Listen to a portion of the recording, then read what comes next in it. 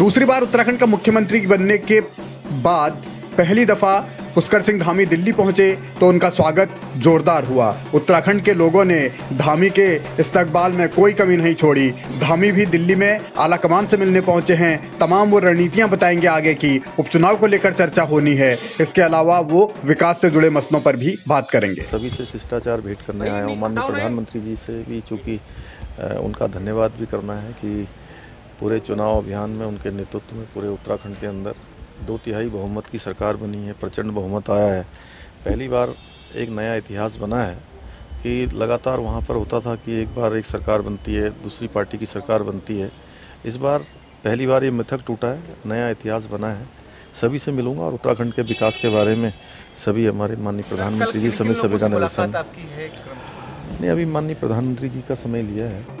प्रधानमंत्री, गृह मंत्री के अलावा रक्षा मंत्री राजनाथ सिंह से मुलाकात प्रस्तावित है। इसके अलावा जेपी नड्डा से भी वो मिल सकते हैं। यानी सियासी तौर पर धामी अपनी दूसरी पारी का धमाकेदार आगाज करने के साथ अब इसी कोशिश में है कि केंद्र का जो भरोसा है वो उत्तराखंड पर कायम रहे। केंद्र की योजनाएं जो भी हैं वो उत्तराखंड को मिलती रहें। उत्तराखंड के विकास में डबल इंजन का पूरा रोल रहे। और इसी बीच पुष्कर सिंह धामी राज्यसभा सांसद अनिल बलूनी के पास भी पहुंचे। यानी प्रधानमंत्री और गृह मंत्री से पहले धामी ने बलूनी के दरबार में हाजिरी लगाई। बलूनी ने भी यही भरोसा जताया कि धामी के नेतृत्व में उत्तराखंड आगे बढ़ेगा और विकास की रफ्तार तेज होगी, आगे होगी।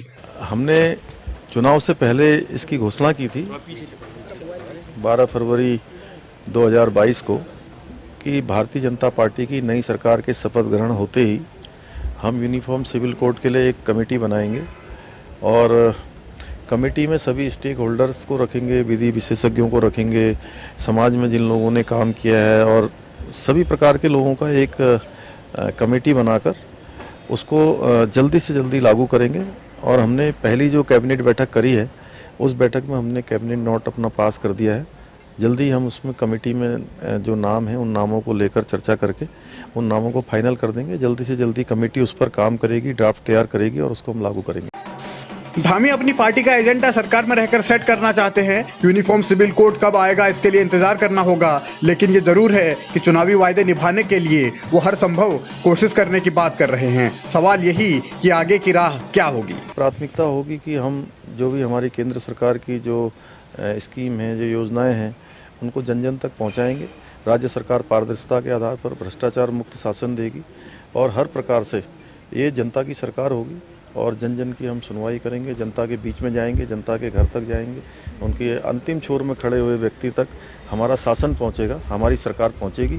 और माननीय प्रधानमंत्री जी के नेतृत्व में जो आज तेज़ी से उत्तराखंड का विकास हुआ है, उत्तराखंड के अंदर जो योजनाएं उन्होंने लागू की हैं, उन सभी को धरातल पर उतारेंगे। दूसरी पारी के शुरुआती दौर में धामी सब कुछ अच्छा करने का वादा कर रहे हैं, जनता को लुभा भी रहे हैं। अब सवाल यही है कि इन वादों को पूरा करने में वो कितने सफल होते हैं। जो उनका घोषणा पत्र है यानी भारतीय जनता पार्टी का जो विजन डॉक्यूमेंट है, उस विजन डॉक्यूमेंट की कितनी बातें कितने वक्त में और कब तक उत्तराखंड के भीतर लागू होंगी, इसका इंतजार सबको है।